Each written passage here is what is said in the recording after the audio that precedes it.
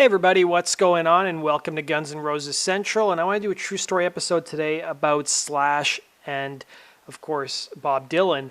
And a lot of people know that Guns N' Roses covered Bob Dylan's song Knocking on Heaven's Door on Use Your Illusion 2. But a lot of people also think that Guns N' Roses wrote the song Knocking on Heaven's Door. So Slash gave an interview back in 1990 to Guitar World magazine, and he talked about his different collaborations with Iggy Pop, with Bob Dylan, with Michael Jackson. So he was asked by Guitar World, how did you get involved with Bob Dylan's new record? He said, Brick by Brick's producer Don Was was also producing Bob's new record. He was so happy with Iggy's record, how it turned out, he asked me if I wanted to play on Dylan's new project. So Brick by Brick was Iggy Pop's record that Slash played on, and I guess the producer and Slash talked, and Slash agreed to come and do Bob's record. So he asked him if he wanted to play on Dylan's new project. I agreed, even though I'm not what you would call a huge Bob Dylan fan, especially as of late, but I was curious and wanted to check it out. The scene at the studio was a total trip. I walked in about 2 p.m. and George Harrison and Kim Basinger were there hanging out. I did a double take on that one. Next thing I noticed, this little guy wearing leather gloves and a hooded surfer sweater, which struck me as odd because it was warm out. Finally, I realized it was Dylan. I thought, what's going on here? Anyway, Dylan and I spoke. He was pretty quiet. George was laying down some slide, and we started just getting drunk and stuff. Then they asked me to play the song with a pretty silly title called Wiggle Wiggle. I just learned it on the spot. It was such a simple yet superb 1-4-5 progression that there really is much more to say about it. He also was asked whether Bob Dylan gave Slash any direction on how to play the song. He said actually he did. When I went to play the lead, Bob came up and asked me to play like incredulously Django Reinhardt. I couldn't figure out where he was coming from. I didn't hear that at all. So basically I just laid down the part I thought that should be there. Everybody seemed to be happy with it. It was just a funny day, but the song got done and hopefully it will make the album. Now, almost a year later, Slash would give an interview to Rolling Stone magazine where he was asked about the Bob Dylan sessions, and he was a little bit more negative this time around. He was asked, although Guns N' Roses took an extended hiatus from recording, you made a number of appearances on other people's albums last year. You played on Iggy Pop's Brick by Brick album and on Bob Dylan's Under the Red Sky. What was the Dylan session like? He said, Don Was called me up and asked me to play with Dylan, which turned out to be one of those mistakes you learn from. He must have said 2 words while I was there. One was hi and the other was play it like Django Reinhardt. With all due respect to Django, that would have been a great concept had it fit the song. The whole thing was just a drag. Nothing against Dylan because my dad likes him. I mean, I grew up on Dylan. He was the guy my family listened to, and I never disliked him until the last 5 or 6 albums. I did get to meet George Harrison while I was there, though, and that was great. He was doing some effing awesome slide playing. So they ended up using only part of Slash's playing on the song Wiggle Wiggle, so he put an acoustic rhythm track on it, but then he also did an impromptu solo. So the solo was not used, and this is Slash telling the story in his words of why it wasn't used. Summer, and it was 100 degrees in the shade when I got to the session, and I was introduced to Bob, and Bob was wearing this, one of those old surfer sweaters with the 2 strings and the hoodie and like the stitched stripes down the sides, black leather gloves, and he had a hat on with the hoodie over that and shades. And I was like, that's cool.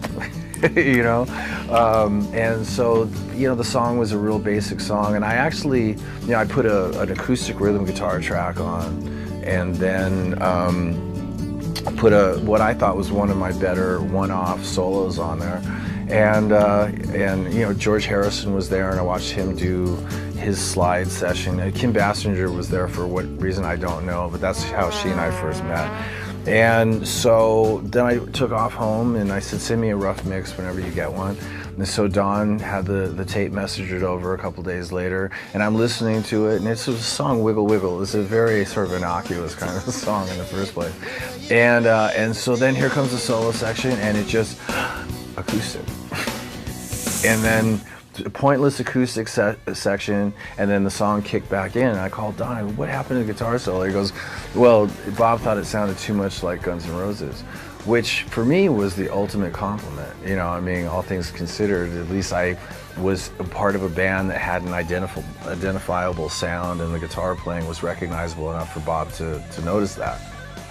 It was a drag because I thought the solo was pretty good, but live and learn, and it was one of my classic, for me, one of the session stories that I adore. So that song, Wiggle Wiggle, would show up on Bob Dylan's 1990 album called Under the Red Sky. So most of the recording sessions took place in January of 1990 and from March to May of 1990. The album would be released on September 10th of the same year, and it didn't sell that well. It didn't even get certified in the US or Canada.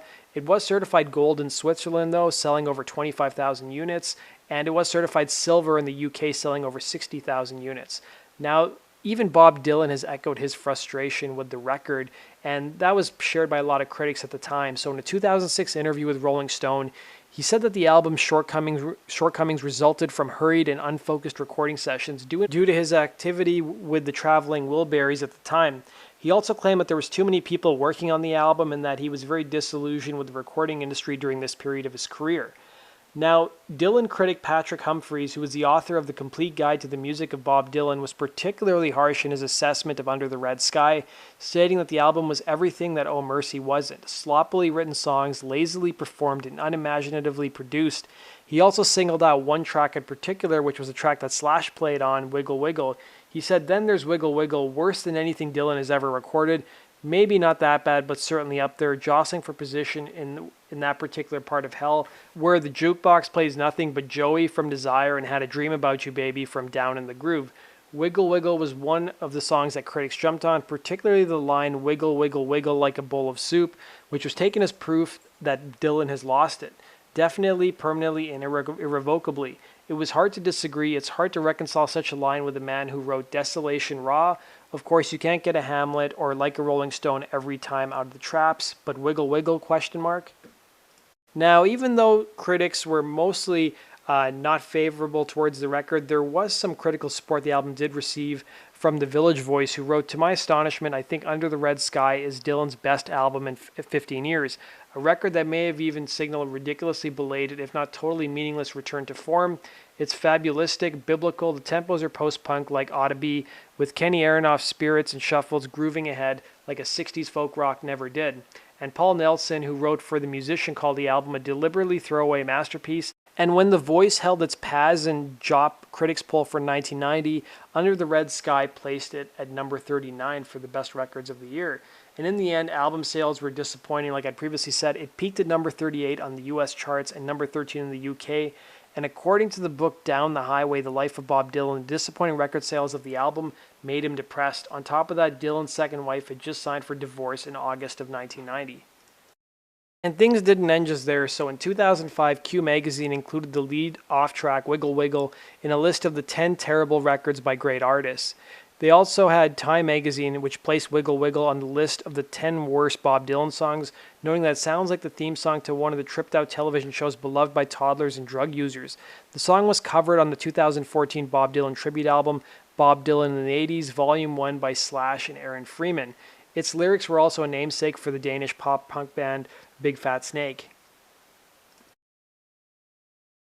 So let's go back to 1990. Steve Nadler has just been fired from Guns N' Roses. They have a new drummer, Matt Sorum, of The Cult.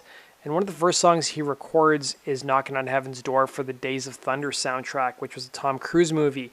Now, the version that's on the Days of Thunder soundtrack is a little bit different than the version that appeared on Use Your Illusion 2. And what's funny is a lot of people probably wonder, like, you know, did Guns N' Roses have to ask permission? Typically, when a band covers another band's song, they don't have to ask permission to cover it or even put it out.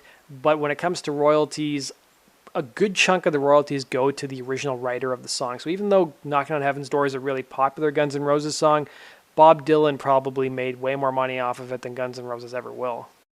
Now, a lot of people wonder, did Bob Dylan ever comment on Guns N' Roses' version of Knocking on Heaven's Door? So he did an interview in 1991, apparently, and this is what he said. He said, "Guns N' Roses is okay, Slash is okay, but there's something about their version of the song that reminds me of the movie Invasion of the Body Snatchers. I always wonder who's been transformed into some sort of clone and who stayed true to himself, and I never seem to have an answer." Now, George Harrison gave an interview about Guns N' Roses' version of Knocking on Heaven's Door, and it turns out he wasn't a fan of their version. So according to an interview that he did in 1993, he was asked about his thoughts regarding Guns N' Roses' cover of the Dylan classic. Interviewer Paul Kashmir brought up the Guns N' Roses version in the exchange. He said, "Have you heard Guns N' Roses Knocking on Heaven's Door?" To which George Harrison said, "Yeah, didn't even get the chords right, did they?" To which Paul said, "So I take it you're not a big fan of that one then." George then said, "There's only 3 chords in it, but they managed to get one of them wrong." He laughed. So that does it for this episode of Guns N' Roses Central. True story. I hope you guys enjoyed that. Let me know what your thoughts are down below if you enjoyed that story. And how do you think the Guns N' Roses version of Knocking on Heaven's Door compares to the original that was recorded by Bob Dylan? What's going on? It's Alex Graspop from Hookers and Blow, and you're watching GNR Central. Right on.